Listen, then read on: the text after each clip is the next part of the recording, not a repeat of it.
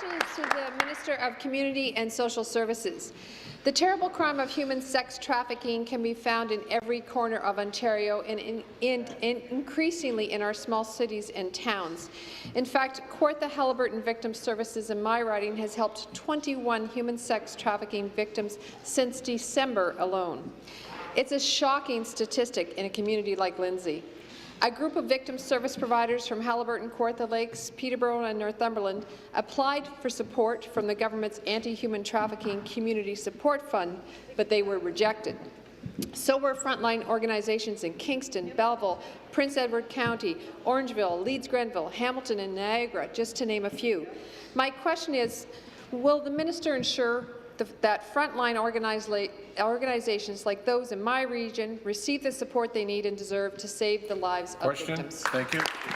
Minister of Community and Social Services. Well, thank you very much, Mr. Speaker, for this really important question. And I know that the member opposite is certainly a wonderful advocate in her own community for these services that are so vital. Because, of course, she must know that our strategy to end human trafficking has been launched, is extremely active. The Minister of the Status of Women and I recently made a major announcement regarding funds available to communities to prevent and assist with the survivors of this heinous crime. And we certainly are providing sustained community supports to help survivors repair their lives. We're providing more help to train our justice sector partners, investigate and prosecute these crimes. This is a very complicated situation involving a number of our ministries, and we are doing everything we can to ensure that we help the survivors of human trafficking. Thank you. Supplementary. Thank you, Mr. Speaker. Back to the minister. It appears that the government's approach is to wash their hands and say we spent the budget amount and we're done. That's not acceptable, Mr. Speaker. Saving lives of human sex trafficking victims is not a bureaucratic box that you can just tick and move on from. The government left many frontline victim service organizations with the impression that they would have access to much of the $72 million figure that the government often likes to quote.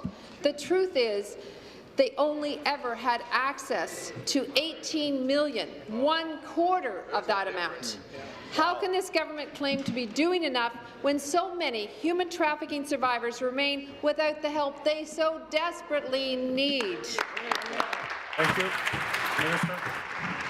Mr. Speaker, I really do resent some of the implications of what was said by the member opposite. On this side of the House, we take this crime extremely seriously. We have established an anti-human trafficking office led by a survivor of human trafficking herself.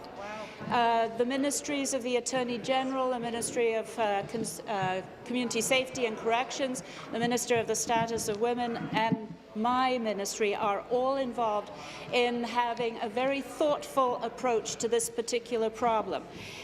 It is not a simple problem. It takes coordinated action, and we ensure that those agencies that apply for funding are going to receive what they need to combat this crime in their area. Thank you, Mr. Speaker.